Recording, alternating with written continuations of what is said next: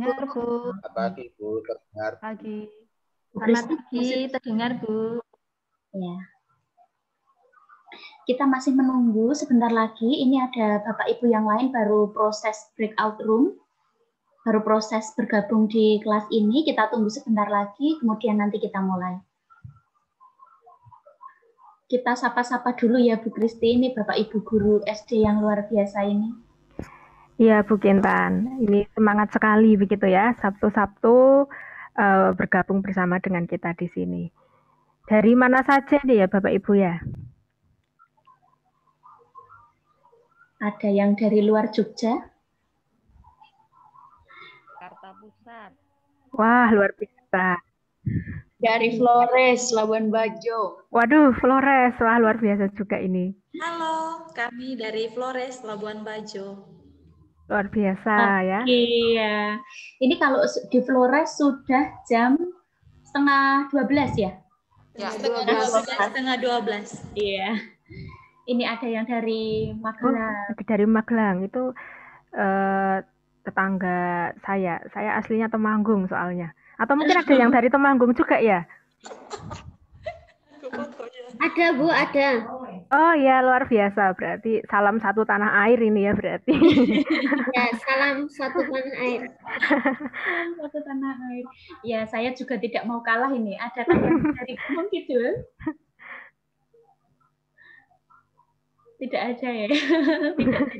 Oh, ini ada dari Ada Wonosari. Wonosari 1. Salam semangat Bu dari Gunung Kidul. Tampaknya ini Gunung Kidul sedang banyak panen padi loh ini. Tapi ini luar ya Bu, biasa. dari Gunung Kidul. Oh ya, terima kasih. Bu. Dari Klaten, Bu, kami. Dari Klaten, Temanggungan. Ya. Temanggungan. Borobudur. Borobudur ya. Satu ini ya, satu area. Iya. Ini masih. Oh iya, dari ini Temanggung juga. Oh, SD Pangudi Utami, wah luar biasa.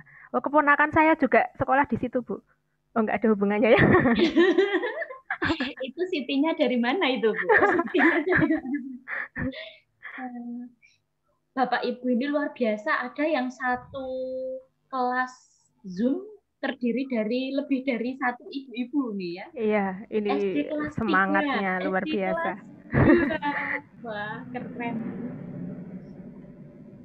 Jadi ingat mahasiswa kami, Bu. Jadi kami memiliki mahasiswa kalau mereka itu biasa satu ruang Zoom itu untuk beberapa begitu. Katanya hemat kuota, Bu, nanti ganti-gantian. Ada juga yang lain menyebut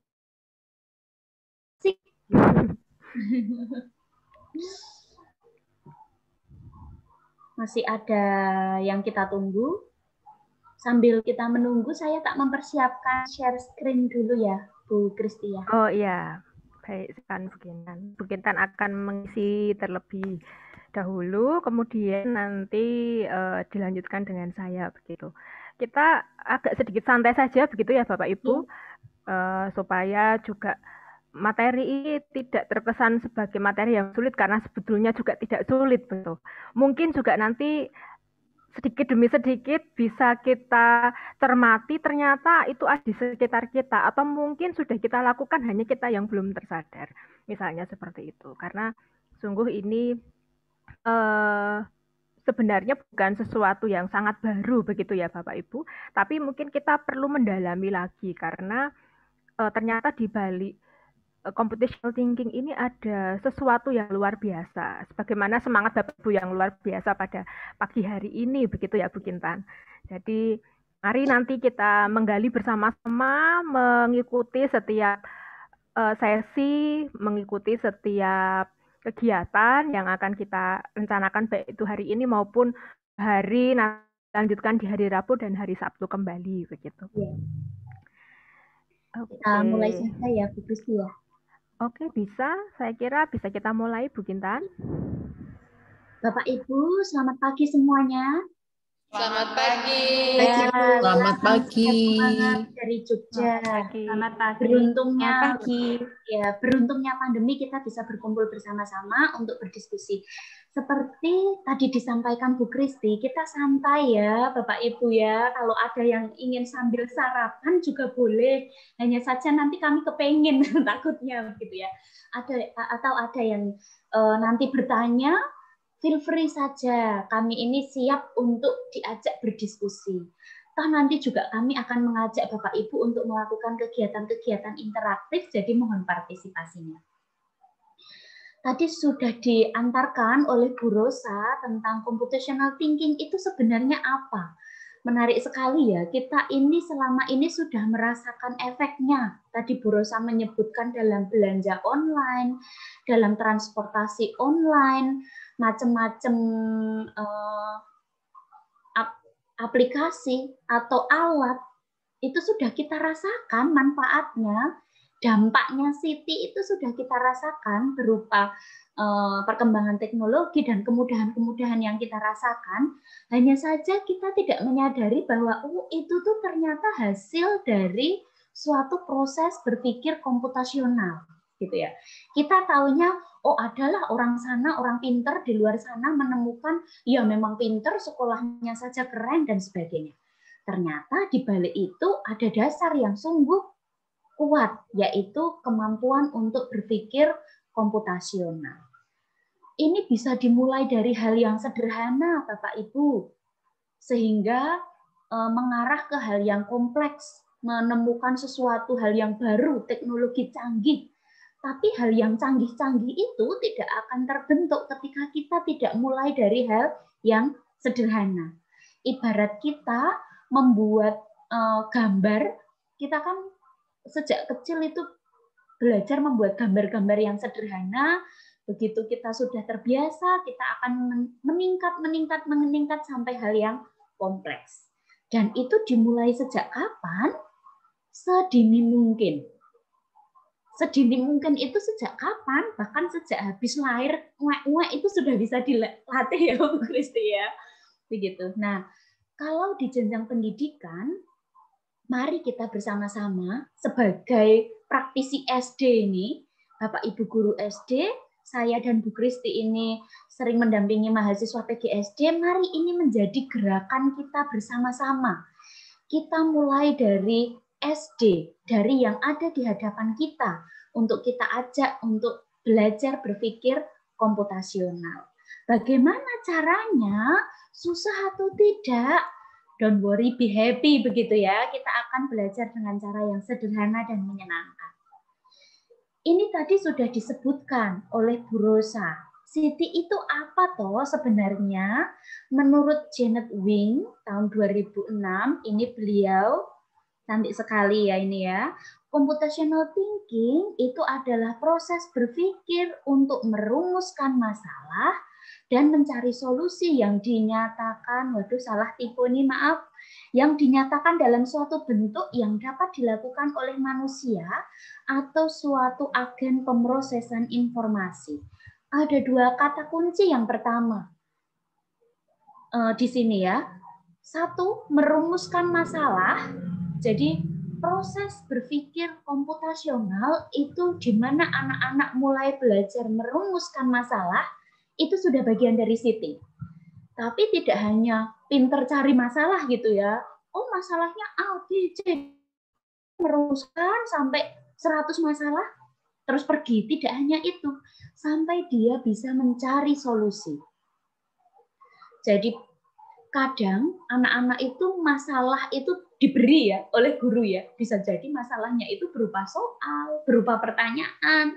Sampai mereka sendiri itu kurang peka dengan proses mengidentifikasi masalah atau merumuskan masalah. Kalau di Siti, kita ajak mereka mulai dari merumuskan masalah sampai mencari solusi yang dinyatakan dalam suatu bentuk dan dilakukan, bisa didelegasikan atau bisa dilakukan oleh manusia lain atau suatu agen pemrosesan informasi. Agen pemrosesan informasi ini macam-macam. Salah satunya komputer. Siti itu apa toh sebenarnya? Apakah dia pendekatan dalam suatu pembelajaran gitu ya? Kalau kita sebagai guru itu kan yang diingat mungkin RPP. Lah kalau besok mau mengintegrasikan Siti, melaksanakan Siti, berarti aku langsung ingat RPP.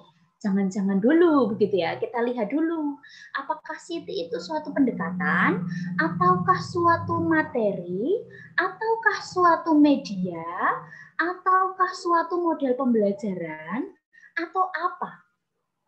Tadi Bapak Ibu menyebutkan bahwa Siti itu adalah apa Bapak Ibu? Ketika di kuesioner atau mungkin ini ingin berpendapat, Siti itu apa Bapak Ibu? Mungkin 1 atau 2 pendapat? Cara berpikir. Model pembelajaran. Ada yang model pembelajaran, ada yang cara berpikir. Kita lihat, mari kita kembali ke definisi yang serupa dengan Wing tadi. Ini Bu Lim, Bu Inge, begitu ya. Orang Indonesia beliau ini menyatakan Siti itu adalah problem solving yang didelegasikan ke suatu agen pemrosesan informasi. Berarti Siti itu adalah problem solving. Problem solving itu adalah proses berpikir seseorang untuk tadi merumuskan masalah dan mencari solusi atas masalah tersebut. Jadi Siti itu bukan suatu pendekatan, bukan suatu materi, bukan suatu media, bukan suatu model, tapi merupakan proses berpikir yang dialami atau dijalani oleh seseorang.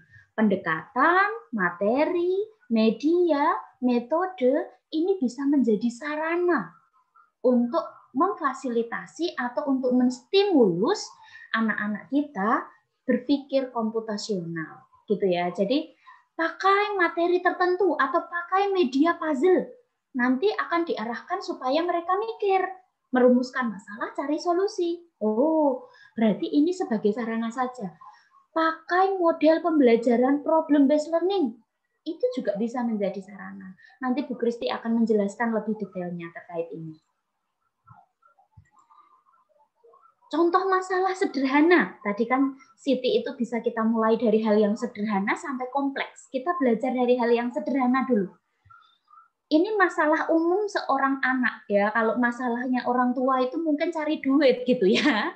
Atau masa apa nanti bagi ibu-ibu. Atau kalau bapak-bapak besok ini uang belanja ibu ini harus dicari segini ini, itu masalah gitu ya. Tapi kalau untuk anak-anak, masalah sehari-hari mereka itu yang familiar itu merapikan mainan, ya.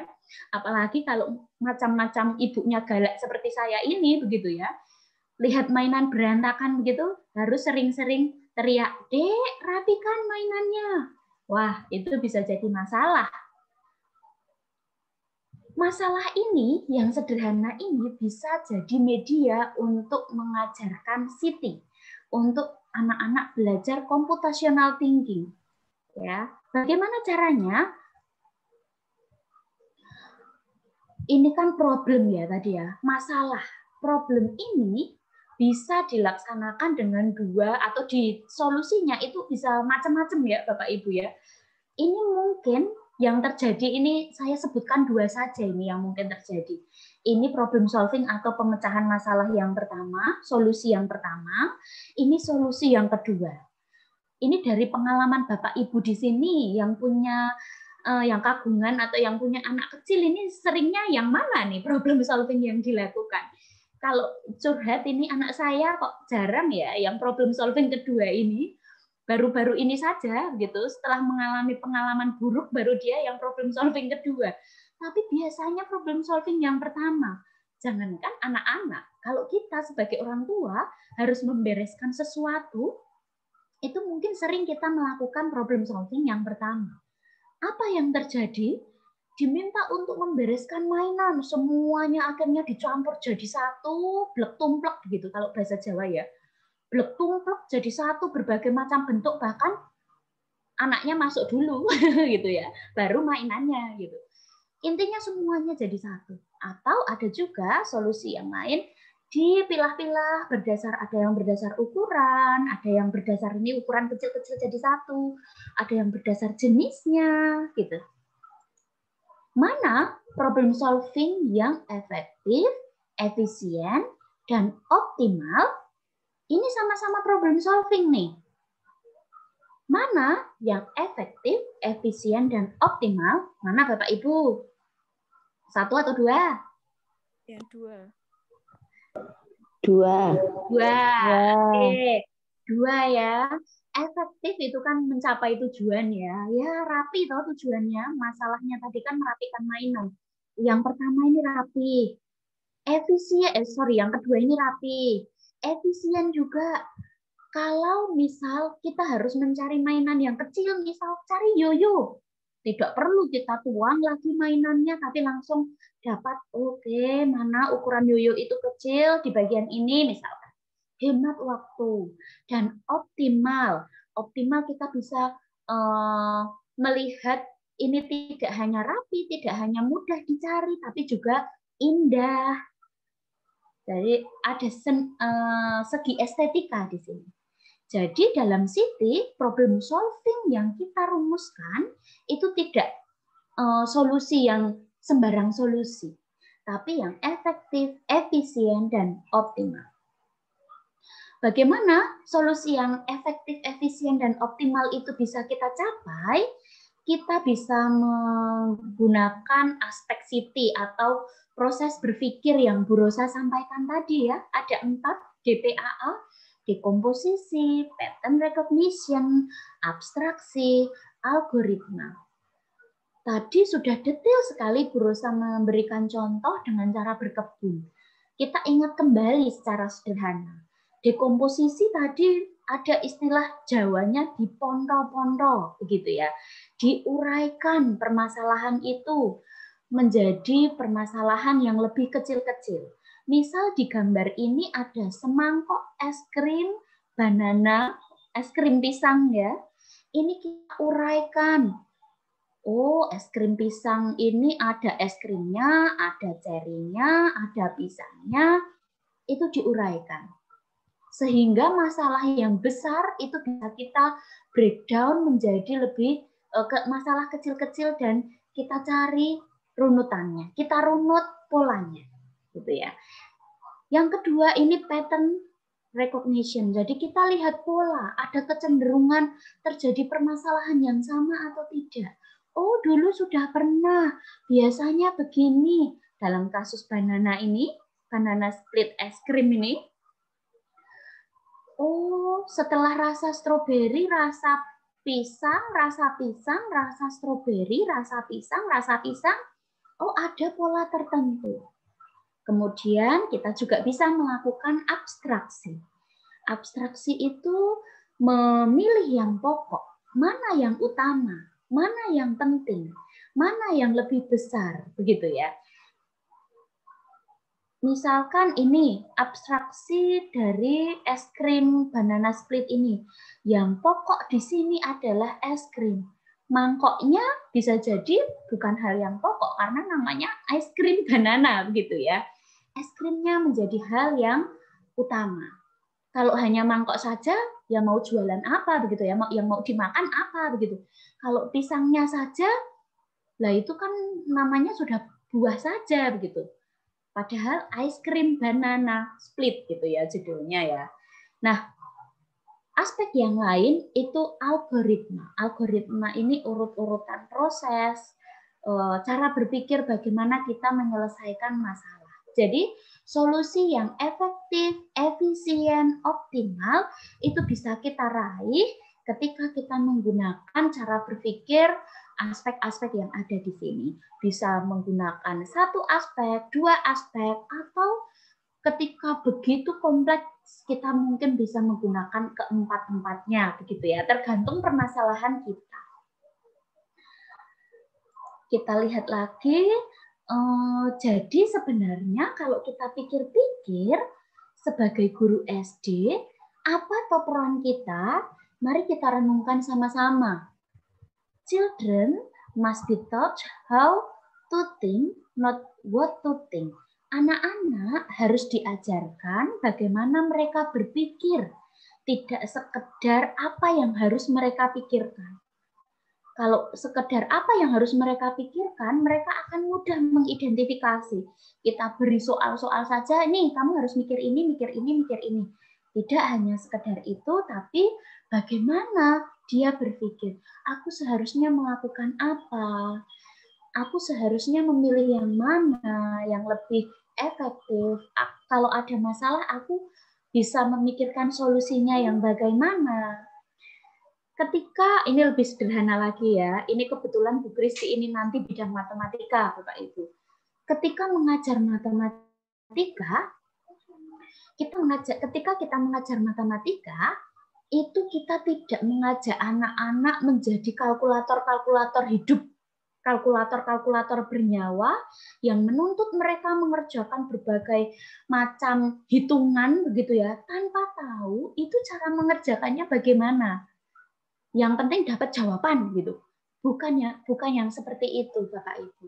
It's about becoming a mathematical thinker, not a calculator. Yang menjadi titik perhatian kita adalah bagaimana proses mereka mencari solusi atas soal-soal yang ada. Kalau Bapak Ibu memberikan soal, bagaimana cara mengerjakan soalnya itu? Bukan yang penting jawabannya itu apa. Ya. Itu yang Siti. Yuk mari kita kembali ke Siti sebentar. Pengertiannya tadi, Siti itu adalah problem solving yang bisa didelegasikan ke suatu agen pemrosesan informasi. Kita lihat dulu. Ini kita akan bermain peran. Jadi tidak hanya sekedar problem solving ya, tapi nanti goalnya solusi itu bisa didelegasikan ke suatu agen pemrosesan informasi. Nah, untuk SD kita bisa ngajak mereka untuk peka dulu dengan masalah, lalu mereka merumuskan solusi, bahkan sampai mendelegasikan solusi itu atau menyerahkan solusi itu ke agen pemrosesan informasi. Atau misalkan orang, temennya. Gimana sih contohnya? Kita mau belajar nih, simulasi, Bapak Ibu. Ada suatu masalah. Masalahnya apa? Bagaimana membuat minuman kopi coklat? Kita harus cari solusi yang efektif, efisien, optimal. Mari kita belajar menjadi problem solver dan juga pemberi agen informasi. Pemberi ke agen informasi. Nah, di sini saya akan meminta bantuan Bu Kristi dan juga Romo Bapak Ibu. Mungkin saya jelaskan dulu tugas Romo Bapak Ibu apa. Romo kok tidak ada ya Romo ya di sini. Ini karena kebiasaan saya ini. Bapak Ibu di sini nanti Bu Kristi akan peragaan untuk membuat kopi coklat. Tapi di sini yang akan memberikan instruksi itu adalah Bapak Ibu semua yang ada di room ini. Begitu. Instruksi proses pembuatan kopi coklat. Dalam hal ini Bapak Ibu akan belajar untuk memberi informasi yang efektif, efisien dan optimal kepada agen informasi. Agen informasi di sini siapa? Bu Kristi. Saya akan meminta bantuan Bu Kristi. Ini saya stop share dulu. Bu Kristi. Oke. Nah, ini Bapak Ibu, Bu Kristi ini sudah menyiapkan alat-alat, sudah ada alat-alat, sudah terlihat ya Bapak Ibu ya, layarnya Bu Kristi ya. Sudahkah? Belum, Bu. Belum, Bu. Belum, Bu. Oh ya. Sudah saya pin sebenarnya. Bentar. Sudah terlihat. Oh, sudah terlihat. Ini Bu Kristi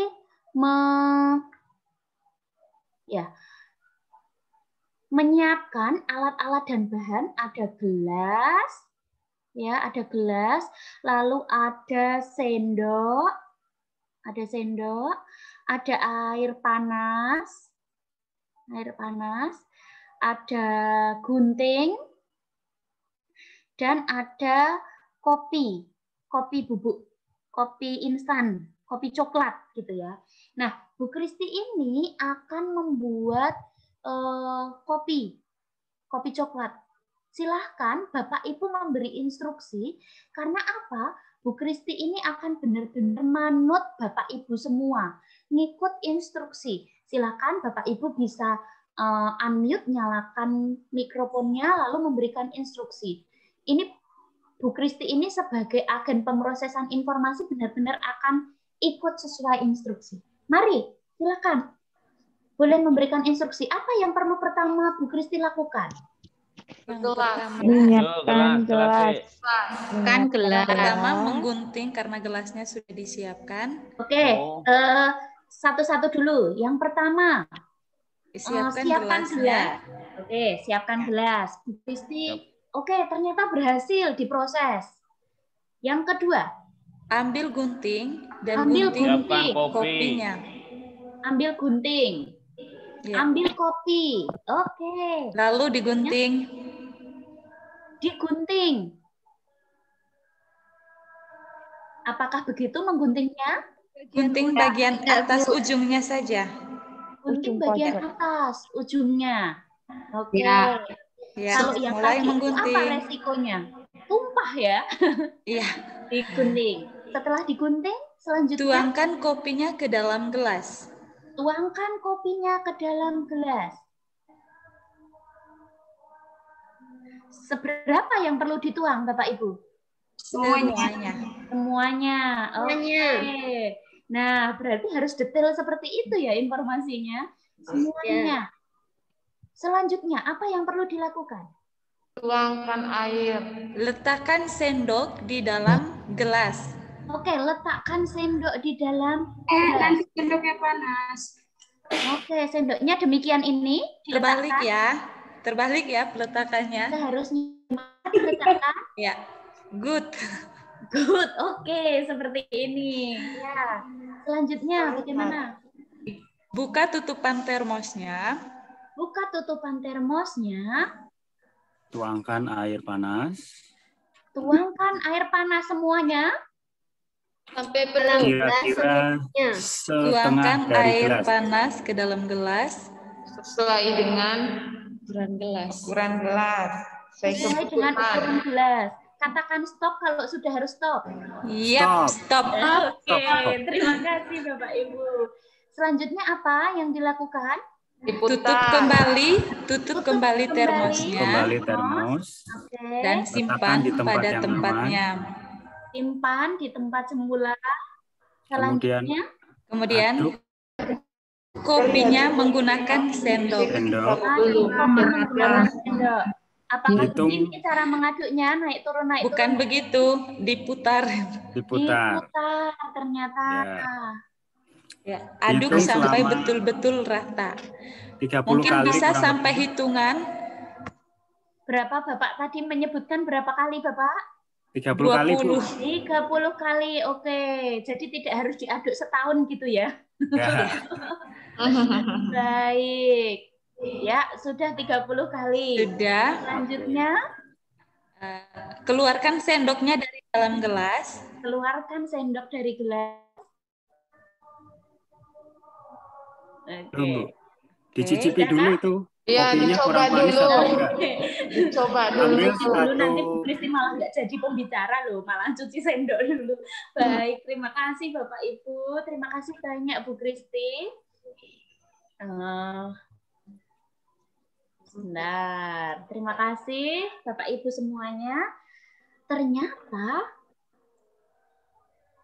hal yang sederhana bisa kita lakukan. Ketika tadi membuat kopi tadi, ada beberapa hal yang perlu dikonfirmasi ulang. Apakah mengaduknya begitu, dituang sampai seberapa, dan seterusnya. Hampir juga tadi Bu Kristi sebagai agen pemrosesan informasi hampir salah.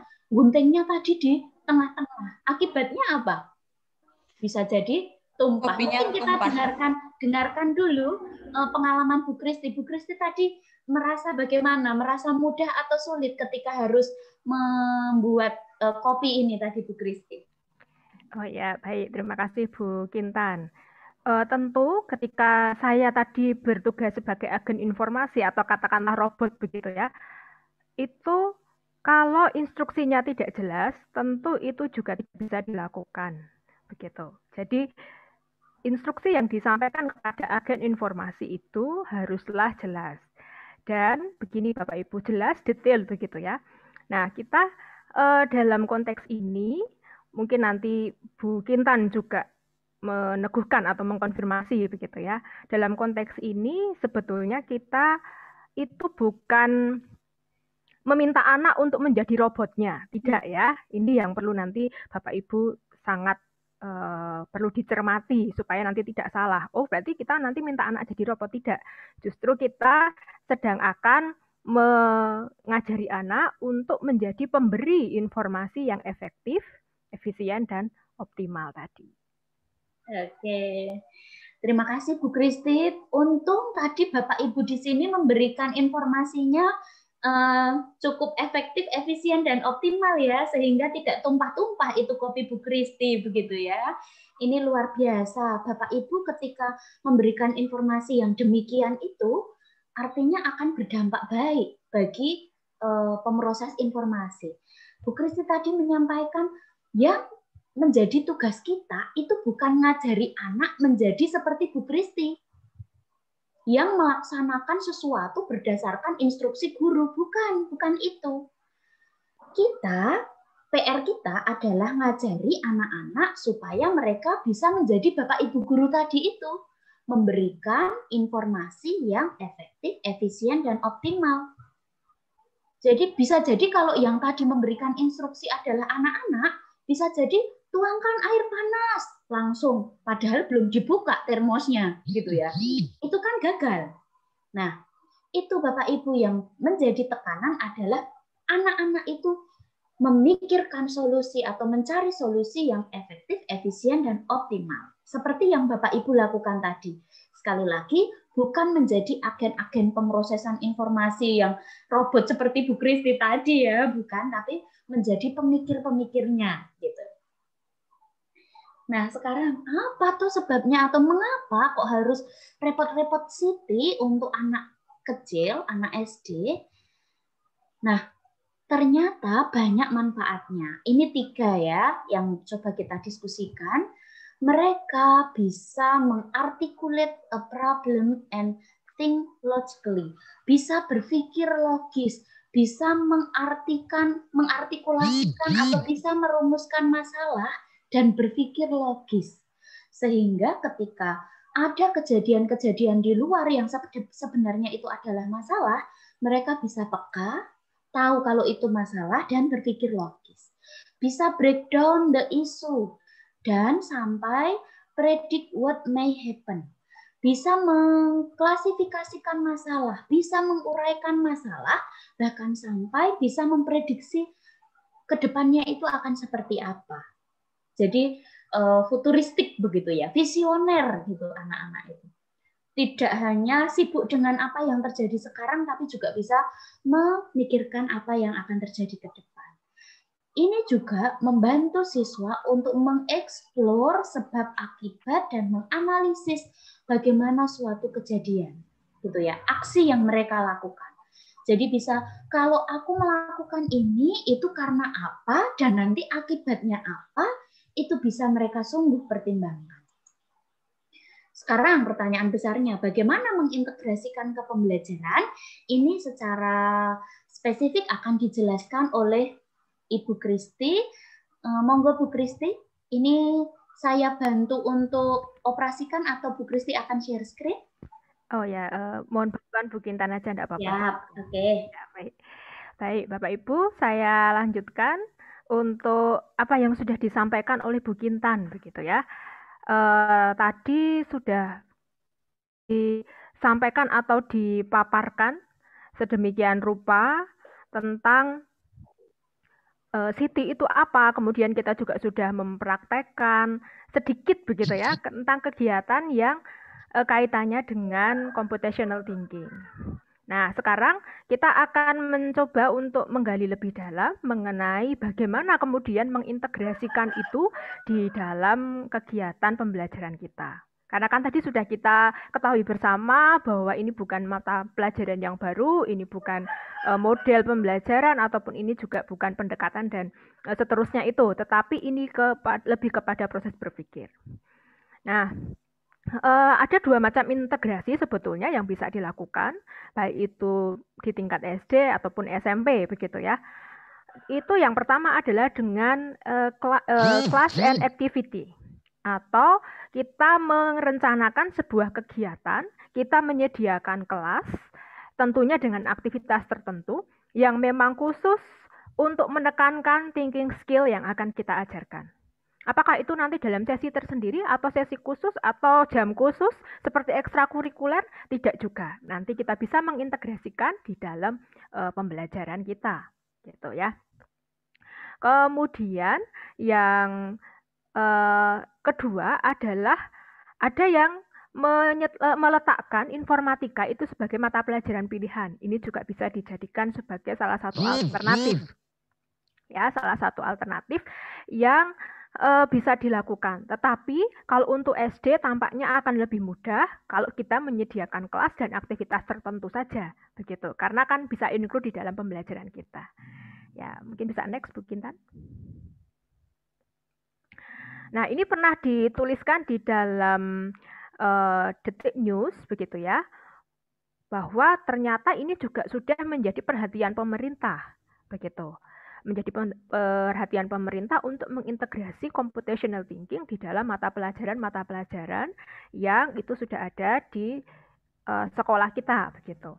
Bahkan apakah integrasi CT itu hanya pada mata pelajaran matematika saja atau mata pelajaran komputer saja, katakanlah seperti itu? Ternyata tidak. Karena computational thinking atau berpikir komputasional itu bisa diterapkan di mata pelajaran yang bahkan dikatakan berjarak dengan komputer, dengan matematika, begitu ya. Seperti misalnya bahasa dan juga seni. Tetapi kita tetap bisa mengajarkan itu. Nah, bagaimana kita akan mencoba mencermati, begitu ya. Ini tadi yang sudah disampaikan Bu Rosa juga. Ini dikatakan oleh paper, begitu ya. The role of the teacher is to create the condition. Nah, ini tadi kaitannya dengan yang saya sampaikan di awal ya, di awal tadi. Kita bisa menyediakan kelas dan aktivitas itu ya sebagaimana dikatakan oleh paper ini, begitu. Kita menciptakan kondisi atau kita menciptakan lingkungan, begitu ya, sehingga ada apa ya, istilahnya siswa itu bisa terlibat langsung. Karena ternyata dengan keterlibatan langsung ini akan katakanlah menjadi pengalaman yang tersendiri, pengalaman yang lebih bermakna untuk siswa dibandingkan dengan nanti ketika guru itu hanya tadi memberi informasi satu arah, begitu ya, lalu siswa dijadikan hanya sebagai robot. Tidak seperti itu. Kita akan mengajak siswa terlibat langsung dan melatihkan thinking skill tadi. Selanjutnya, Bu. Nah, mungkin ini sedikit saya gambarkan saja secara sekilas bahwa apakah bisa computational thinking itu kita ajarkan untuk anak SD, begitu. Jangankan untuk anak SD, untuk anak yang mungkin bisa kita katakan anak usia dini itu pun bisa mulai kita latihkan. Karena apa? Karena belajar computational thinking sekali lagi itu tidak selalu harus menggunakan program komputer. Atau di sini dikatakan do not require the use of screen. Begitu. Tidak selalu harus menggunakan program komputer. Walaupun nanti akan ada dua macam, bisa dengan program komputer, mengajarkan dengan program komputer, dan yang kedua ini yang akan kita gali lebih dalam yaitu dengan aktivitas. Yang pasti adalah mau program komputer ataupun aktivitas itu harus yang sifatnya interaktif, begitu ya Bapak Ibu. Nah, yang pertama tadi saya sampaikan ada dua jenis. Yang pertama itu adalah bagaimana mengintegrasikannya. Yang pertama ini dengan kegiatan atau aktivitas. tanpa menggunakan program komputer atau sering disingkat atau sering dikenal sebagai activity based. Ada juga yang mengenalkan itu dengan istilah unplug begitu. Kalau menggunakan program komputer itu plug activity, tetapi kalau yang tidak dengan komputer, tidak dengan program komputer itu unplug. Nah, ini juga kaitannya dengan sama seperti yang dikatakan paper tadi ya, kita menyediakan aktivitas sehingga anak-anak itu bisa saling mengkaitkan aktivitas dan mengembangkan computational thinking itu dengan cara atau dengan suatu kegiatan yang mungkin itu sederhana bahkan. Nah, nanti kita akan mencoba melihat kira-kira contohnya apa ya. Bu Kintan bisa di next ya. Oh ya. Sebelum ke contohnya apa, mungkin ini keyword yang perlu Bapak Ibu persani lebih jeli begitu ya. Kira-kira berarti nanti kalau saya buat kegiatan, apakah asal kegiatan? Apakah kalau misalnya kegiatan tersebut tugas mengerjakan soal latihan itu sudah Siti? Apakah kalau misalnya mengerjakan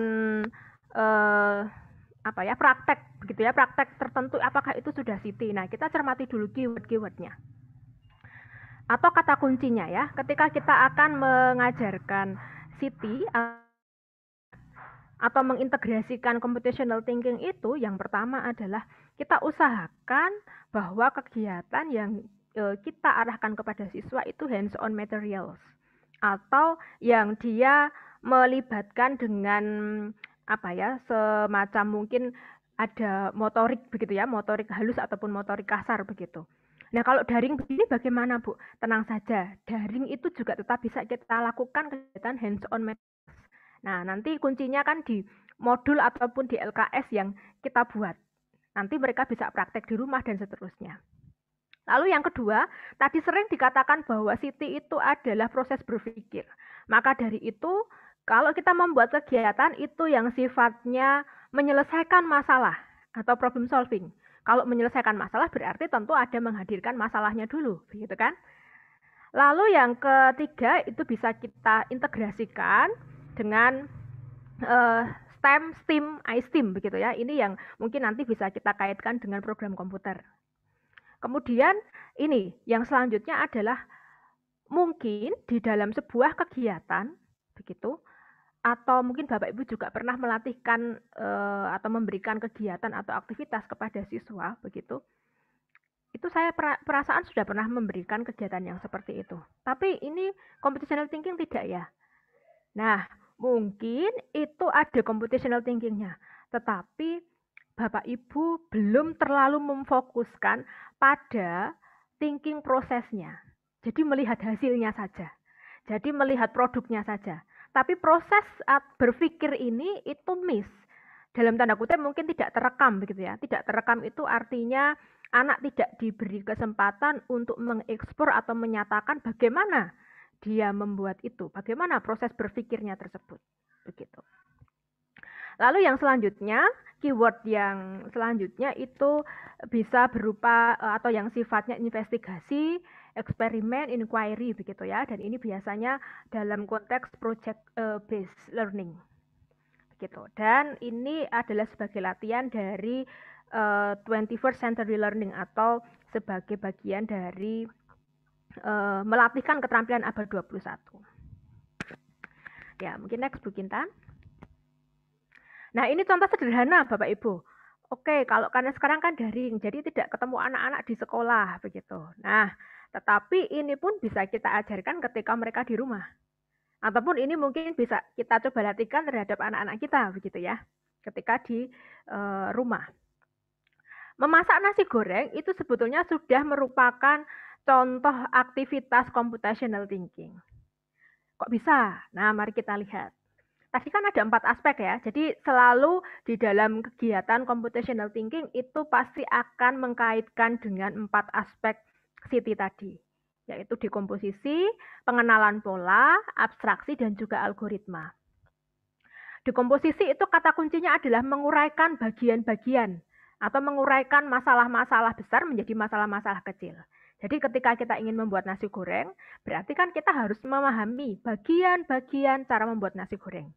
Bumbunya, berarti harus apa saja. Berarti harus disediakan nasi. Berarti kalau saya menyediakan nasi itu didapat dari mana? Apakah beli nasi putih atau memasak nasi dulu atau minta tetangga misalnya begitu ya. Atau yang lainnya. Lalu saya perlu bumbu-bumbu yang lain, topping-toppingnya itu misalnya begitu dan seterusnya. Maka proses ini adalah sebetulnya proses dekomposisi. Nah, kemudian kalau seandainya kita sudah pernah membuat nasi goreng, ataupun mungkin anak juga sudah pernah dilatih membuat nasi goreng gitu ya.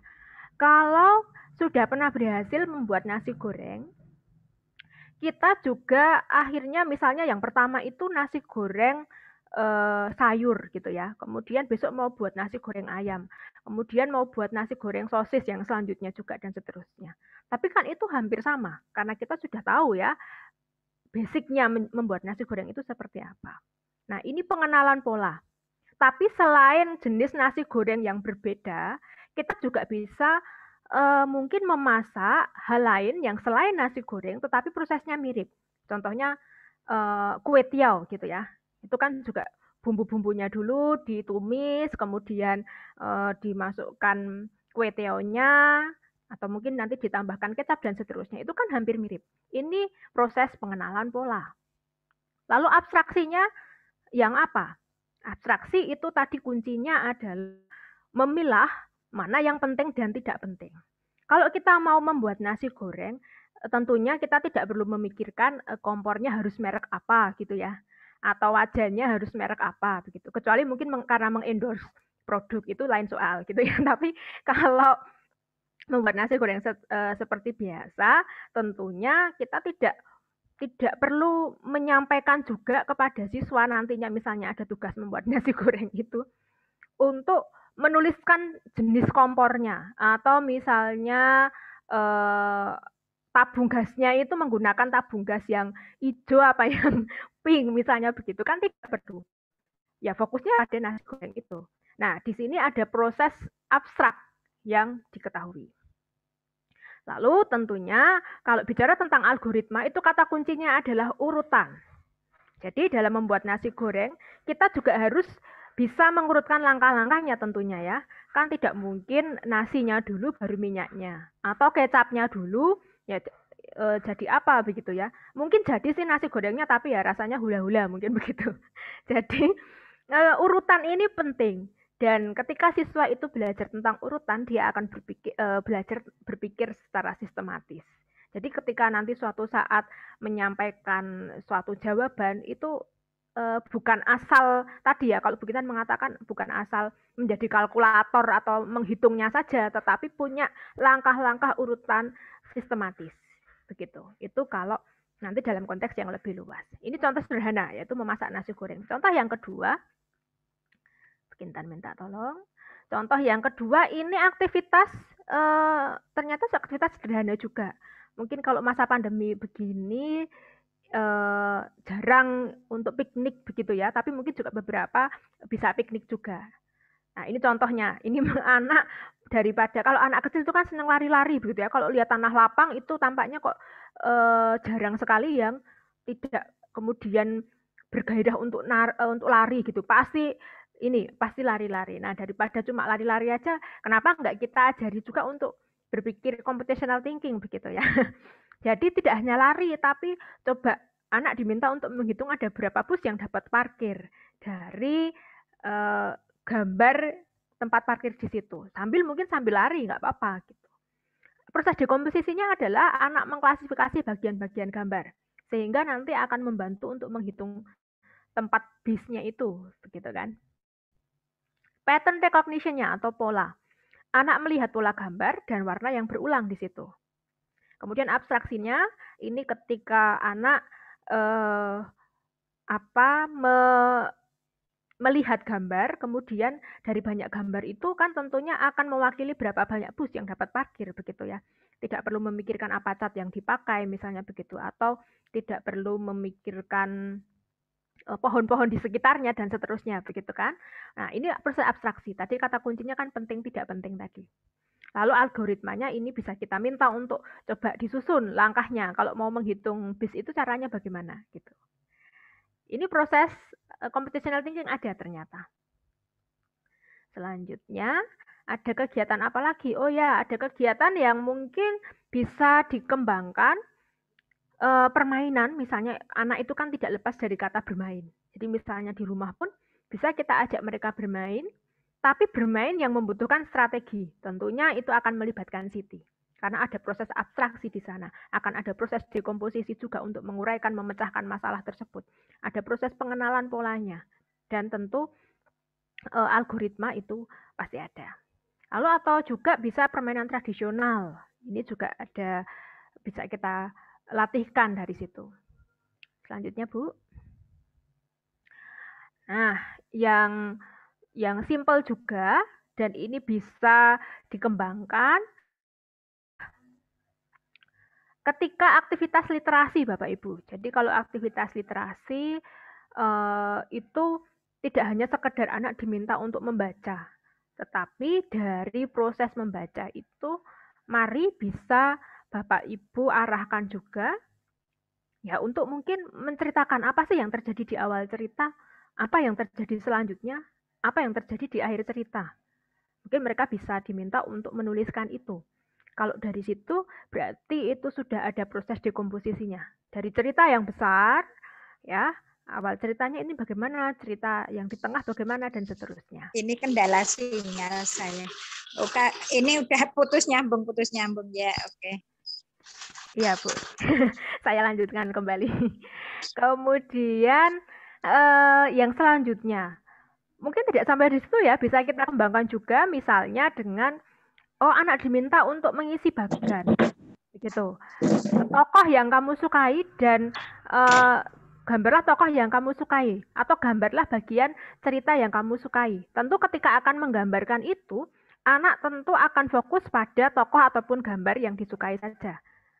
Maka di sini proses abstraksi terjadi ya, tadi menentukan penting tidak penting itu tadi kan begitu. Dan lain sebagainya di sini bisa kita kembangkan untuk menekankan pada thinking proses yang mana.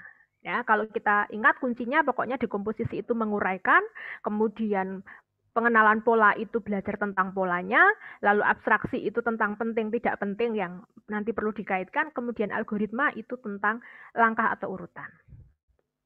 Selanjutnya, ini tadi Bu Kintan sudah menyampaikan gitu ya, kalau ketika anak-anak kita itu bermain, kemudian diminta untuk clean up gitu ya, itu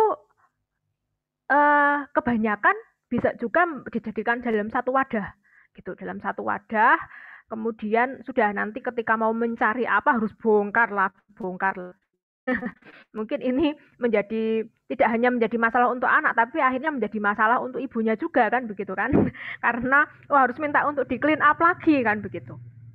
Nah, dalam konteks ini kita bisa loh mengajarkan kepada anak-anak kita untuk atau kita melatih mereka, ayo kalau sekarang menyimpan menyimpan mainan tidak dijadikan satu. Ya, tugas kita memfasilitasi mungkin bisa memberikan wadah begitu ya. Nah, tetapi dalam konteks ini pun bisa membiarkan anak untuk menentukan strategi dia menyimpan mainan ini bagaimana. Nah, tentunya kalau diminta untuk clean up atau menyimpan makanan, anak akan mengurai apa saja yang harus dilakukan untuk merapikan mainan. Gitu. Lalu pola ini dalam konteks mengklasifikasi, tadi kan ada dua jenis problem solving ya. Ketika itu dijadikan satu, itu kan juga selesai masalahnya, begitu. Tetapi ternyata tidak efektif, efisien, dan optimal. Nah, ketika itu diklasifikasi, ini lebih efisien, efektif, dan optimal. Dalam konteks klasifikasi, tentunya nanti anak bisa melihat pola. Oh, mana yang akankah saya kelompokkan menjadi warnanya sama, atau yang bentuknya sama, atau topik, atau tema. Misalnya mobil-mobilan dengan mobil-mobilan, Barbie dengan Barbie, dan seterusnya begitu. Nah, abstraksi ini juga ada proses di mana anak ini akan mencari wadah mainan, begitu ya. Tanpa harus tahu bahannya itu mau dari apa kan, ya menjadi tidak penting ya gitu kalau bahannya dari apa atau warnanya apa gitu. Itu kan bukan fokusnya, tapi fokusnya adalah wadah ini nanti cukup nggak untuk jenis mainan yang ini, untuk topik-topik mainan atau tema mainan yang ini. Lalu algoritma itu kita bisa meminta anak mengenali urutan langkah merapikan mainannya seperti apa. Begitu. Nah, ini contoh yang kegiatan yang bisa dilakukan di rumah juga. Lalu kalau misalnya langsung penerapan pada kegiatan pembelajaran, ini saya contohkan, tapi mungkin kita nanti akan belajar secara mendetail itu pada hari kedua ya Bu Kintan ya. Pada hari kedua itu bagaimana mengintegrasikan di dalam pembelajaran kita, di dalam RPP kita. Kalau tadi bayangannya Bapak Ibu, oh ya nanti kalau di kegiatan pembelajaran inti atau di RPP-nya seperti apa. Nah ini contohnya gitu ya. Contohnya itu kaitannya ini dengan matematika dan juga SPDP, membuat kalung dari potongan sedotan. Nah kegiatan kalau kompetensi dasar dan indikator mungkin Bapak Ibu bisa membaca sendiri, tetapi saya mau fokus pada kegiatan yang dilakukan.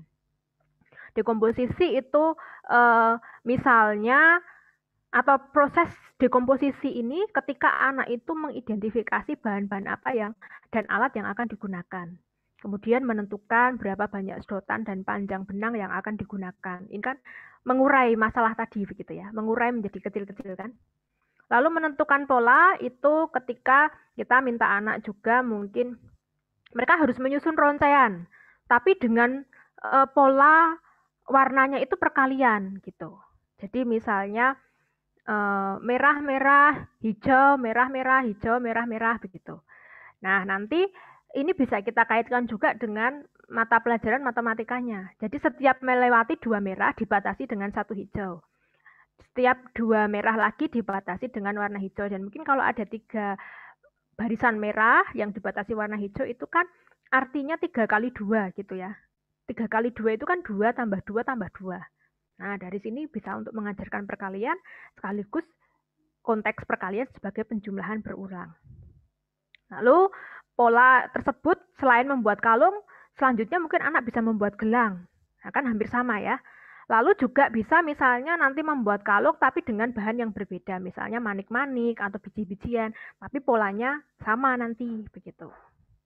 Lalu abstraksi ini adalah ketika proses memilih bagian kalung yang menjadi ciri khas utama. Oh, misalnya kalau dimintanya perhiasan dengan bahan sedotan ya sudah, berarti kan tidak perlu memikirkan juga bahan yang selain bukan sedotan gitu ya. Manik-manik tidak perlu dipikirkan dulu begitu. Atau misalnya sedotan itu sendiri kita bebaskan anak. Jadi anak mau pakai warna apapun bebas, yang penting polanya tadi terbaca. Nah, misalnya kayak gitu. Lalu algoritmanya anak kita minta untuk menyusun langkah-langkah pembuatan kalung, lalu mungkin lebih konteks lebih luasnya lagi gitu ya, kalau mau mengajarkan wirausaha, menyusun proses pemasaran kalau kalung ini mau dijual misalnya begitu. Ini konteks wirausaha. Nah, ternyata satu kegiatan itu bisa dalam melatihkan beberapa hal. Nah, kemudian Bapak Ibu, intinya sebelum saya ke Bebras Challenge ini, intinya kalau kita membuat suatu aktivitas, itu adalah yang terpenting kita menekankan pada proses berpikirnya. Jadi kalau misalnya membuat kalung ini, kita tidak hanya menilai ininya, produk kalungnya, apakah dia rapi, apakah itu bisa dipakai untuk di leher dan seterusnya, tidak itu. Tetapi dalam proses mengerjakan ini, itu menjadi bagian dari yang kita lihat. Nah, nanti bisa ya mengembangkan LKS-nya tentunya berarti lebih menekankan pada proses berpikirnya tadi, misalnya seperti itu. Ya, selanjutnya Bu Kintan. Yang selanjutnya cara yang kedua adalah dengan soal-soal. Ya, apakah bisa mengerjakan computational thinking itu dengan soal? Bisa, tapi tunggu dulu, soal yang seperti apa? Kalau soal konteksnya hanya mengingat, hanya menjelaskan dalam tataran ini ya, lower order thinking begitu ya, itu kayaknya kurang bisa melatihkan kemampuan atau thinking, computational thinking ini. Maka ini salah satu cara adalah yang kedua dengan tantangan Bebras. Bebras ini berupa kompetisi yang berisi sekumpulan soal yang disebut sebagai bebas task begitu ya, atau tantangan bebas lebih jelasnya, yang disajikan biasanya dalam bentuk uraian begitu, tetapi dilengkapi dengan gambar yang menarik. Saya kira nanti ke depan mengenai asesmen kompetensi minimum begitu, itu soal-soal juga akan diarahkan ke dalam konteks yang dia ada proses berpikirnya begitu ya. Ini contoh sekilas saja.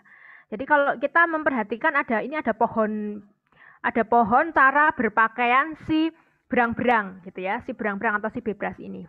Kita lihat, yang pertama itu pigtail.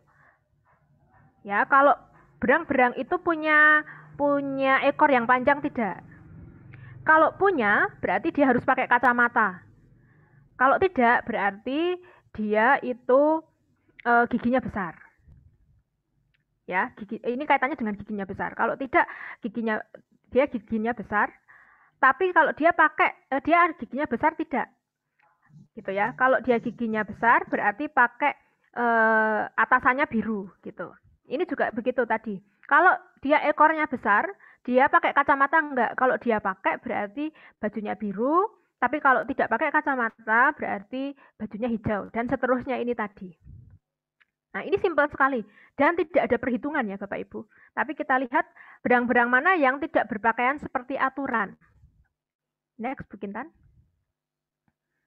Yang tidak berpakaian seperti aturan, ini mungkin saya singkatkan saja begitu, karena nanti kalau untuk latihan bebas sendiri kita akan ada di hari kedua juga Bapak Ibu.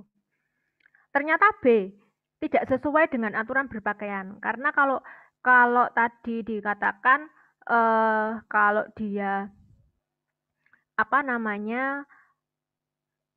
ekornya besar, dia harus kita cek dulu sebentar, sedikit saja Bu Kintan balik.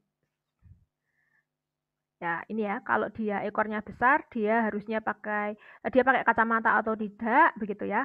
Dan dia kalau misalnya tidak pakai kacamata, dia atasannya itu hijau, begitu bawahannya. Kemudian blue hat atau topinya kalau dia udah pakai hijau, topinya apa dan seterusnya. Coba kita cek lagi. Nah, ternyata dia itu kan seharusnya memakai topi biru, tapi di sini topinya merah, gitu kan tadi ya, blue hat itu ya. Maka ini adalah soal yang bisa digunakan untuk melatih computational thinking juga. Karena apa? Dalam konteks dekomposisi, dia akan mengurai pohon keputusan itu aturan berpakaian tadi. Ini kan tidak ada hitung-hitungannya ya, tetapi itu sudah melatih computational thinking. Pengenalan pola, ketika melihat pola akan memilih yang mana dari pohon keputusan itu. Lalu abstraksi, itu anak mengabstraksikan apa yang penting untuk diperhatikan di dalam pohon keputusan. Algoritmanya tentunya mengenali langkah dari atas ke bawah tadi. Ternyata ini sudah bisa melatihkan computational thinking. Selanjutnya. Ini clue-nya. Ketika Bapak Ibu nanti juga mau mencoba untuk mengemas atau membuat soal yang bisa untuk melatihkan computational thinking, itu kuncinya adalah HOTS, kemudian dia critical thinking, dan juga mengandung 4 aspek computational thinking tadi. Selanjutnya. Nah, ini yang mungkin juga Bapak Ibu sudah banyak dengar begitu, untuk akhir-akhir ini kok apa sih coding for kids dan seterusnya begitu ya, atau mungkin juga sudah ada yang membelajarkan itu kepada siswa-siswanya. Ini juga bisa kita gunakan untuk melatihkan computational thinking. Yang paling sederhana itu dengan bahasa pemrograman Scratch. Nah, kalau tadi yang 2 tadi itu contoh aktivitas yang tanpa menggunakan program komputer, jadi unplug activities, tapi kalau yang coding ini plug activities. Baik, Bu Kintan selanjutnya. Nah, ini contoh program sederhana begitu ya. Kenapa kok kita gunakan Scratch? Sebetulnya ada satu lagi namanya code begitu ya, kode CODE, itu juga bisa digunakan karena ini yang paling mudah, paling sederhana. Ini anak diminta untuk mentransferkan dari keterangan yang di atas itu ke dalam bentuk program. Ya, tentu di sini akan ada dekomposisinya ketika harus menguraikan itu ya bagian-bagiannya. Kemudian algoritmanya jelas ada nanti untuk menentukan urutannya.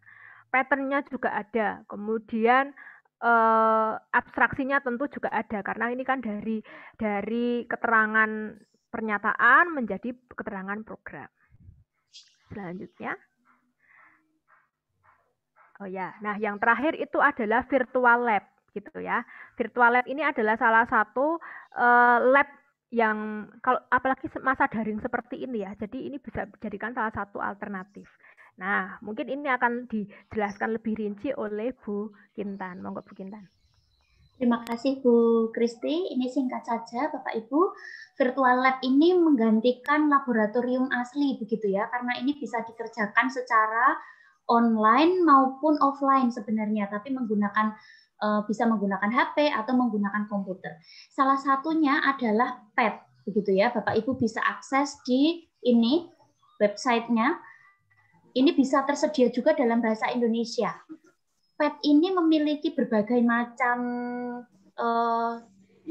persediaan percobaan. Bapak Ibu ada fisika, kimia, matematika, earth science, biologi, begitu ya. Nah, di sini kita bisa mengintegrasikan metode ilmiah dengan computational thinking. Jadi mereka belajar untuk melakukan proses-proses ilmiah, mulai dari mengamati, merumuskan masalah, merancang hipotesis, merancang percobaan, kemudian mencoba-coba, sampai menarik kesimpulan, begitu, sekaligus berpikir komputasional. Dan ini praktis sekali dilakukan secara daring. Ya, ini contohnya saja. Untuk virtual lab PET ada juga virtual lab yang lain. Nah, misalkan ini saya ambilkan satu contoh saja, ada satu problem. Ini untuk SD ketika belajar tentang listrik. Problemnya adalah bagaimana ya cara membuat lampu supaya nyalanya lebih terang dengan jumlah baterai yang sama. Di sini bisa anak diajak untuk melakukan dekomposisi. Rangkaian itu terdiri atas komponen apa saja toh sebenarnya? Fungsinya setiap komponen itu apa? Supaya nanti mencari solusi ini. Kemudian komponen apa yang utama dapat mempengaruhi nyala lampu? Atau sebenarnya hal apa, komponen atau bukan sebenarnya? Atau bentuk rangkaian yang bisa mempengaruhi nyala lampu? Itu sedang proses melakukan abstraksi. Kemudian anak diberi kesempatan untuk mencoba, akhirnya diperolehlah seperti ini. Ini mana yang efektif, efisien, dan optimal? Bapak Ibu pilih yang mana? Ini nyalanya sama-sama terang begitu, tapi pilih yang mana? Kalau saya memilih yang kiri ya, karena dia lebih hemat kabel begitu. Nah, artinya sampai di situ anak bisa diberi tantangan untuk membuat rangkaian-rangkaian tertentu atau melakukan percobaan-percobaan tertentu secara virtual dengan tantangan-tantangan yang kita berikan. Nah, untuk evaluasi, ini juga kita bisa melakukan berbagai macam evaluasi terkait komponen CT tadi, baik dekomposisi, pengenalan pola, abstraksi, maupun algoritma. Misalkan dia bisa, anak-anak bisa tidak membreakdown sesuatu menjadi lebih sederhana. Kalau pengenalan pola, dia bisa tidak mengenali keteraturan atau dasar pengelompokannya itu bagaimana. Abstraksi, ini dia bisa tidak membuat diagram, membuat grafik berdasarkan data yang ada. Algoritma, ini bisa tidak membuat laporan percobaan, diagram alir, membuat resep, misalkan seperti itu. Itu cara-cara kita untuk mengevaluasi. Di akhir presentasi kami, ada satu kalimat menarik dari Einstein, education is not the learning of fact, but the training to the mind to think. Jadi tidak hanya sekedar belajar fakta-fakta, tapi juga berlatih untuk memikirkan segala sesuatu. Jadi memikirkan apa yang terjadi dalam fakta-fakta. Jadi tidak hanya mereka, siswa kita duduk manis, siap menyerap informasi dari kita, tapi siap untuk diajak berpikir. Begitu yang bisa kami sampaikan. Terima kasih. Ini ada Bu Paulina. Terima kasih Bu Paulina. Saya kembalikan kesempatannya. Terima kasih Bu Kintan dan Bu Kristi yang tadi sudah memaparkan ya seperti apa itu kira-kira kiat-kiat untuk ini garis besar ya untuk penerapan computational thinking bagi siswa di SD. Baik Bapak Ibu, silahkan kita leave room karena sudah ditunggu oleh ini ya rekan-rekan kita yang di jenjang SMP. Jadi silahkan Bapak Ibu leave room, kita akan kembali ke ruang besar tadi. Silahkan Bapak Ibu klik di itu ya kanan bawah.